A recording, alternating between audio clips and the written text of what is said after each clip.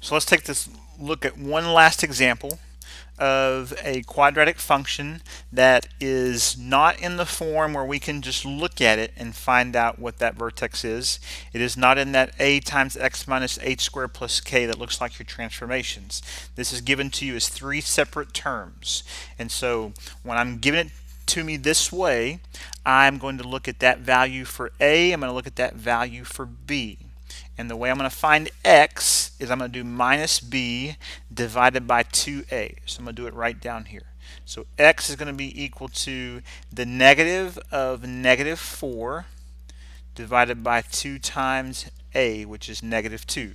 So just watch your signs because you got a lot of minuses and you may have negatives you're plugging in, so just be very, very careful about that. So that's going to be 4 divided by negative 4, which is going to give me negative 1. So I know my x value at my vertex is negative 1. And then I'm going to find my y value by taking that x value of negative 1 and plugging it into my function. So I'm going to take my function and I'm going to evaluate it at negative 1.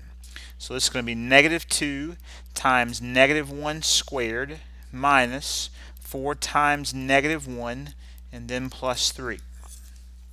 So my functional value at negative 1. Negative 1 squared is positive 1. I'm going to multiply that by negative 2, so that's going to turn out to be negative 2 again. Then I have negative 4 times negative 1, and that's going to become positive 4, and then plus 3. So 4 and 3 is 7. Subtract 2, that's going to give you 5. So my vertex is going to be at negative 1, positive 5. And so I can start at my origin here, and I can go left 1, so negative 1, then up 5. So 1, 2, 3, 4, 5, and there's my vertex at negative 1, 5. And then again, I go back to my value for a, and that tells me immediately where my parabola is going to open up or it's going to open down. In this case, it's going to open down. And so I have a very rough sketch, but just a general shape that I have there of what that parabola would look like. And then remember that running right through that vertex, that x value at my vertex, that is my axis of symmetry.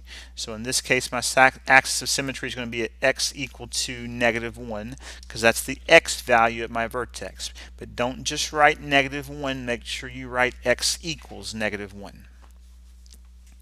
And then again, I immediately know by looking at that picture whether I have a max or a min. In this case, I have a max. And that maximum is at my y value, which in this case is at y equal to 5. And so my max is going to be at y equal to 5. Again, it occurs when x equals negative 1. So you can't leave out the x equals negative 1. I mean, that's an important part of it. But again, when you refer to the maximum, you're actually referring to the y value. And then the last question they asked me there is, what is the range of that graph? And again, if you're looking at the picture, so whether you're asked to draw it or not, you can still just draw you a very rough sketch. And you notice that it never goes above that line right there at y equal to 5, and it goes down to negative infinity. So I immediately know that the range of that graph is from negative infinity to 5. So again, they could ask you increasing and decreasing, and as I said in the other video, one of the other things they could ask you to do is they could ask you to find the zeros of that function. We haven't quite gotten to that from 3.2. We'll do that in class on Monday. We'll talk about section 3.2. We'll finish that up, and I'll show you how to do the quadratic formula. I'll show you how to use your calculator to find some zeros, so you'll understand more about zeros, and you would be able to answer that question once we talk about that stuff back from 3.2. So you've got those two separate forms, and so it's your responsibility to make sure that when you look at a quadratic function, the first thing you ask yourself is, which form is it in?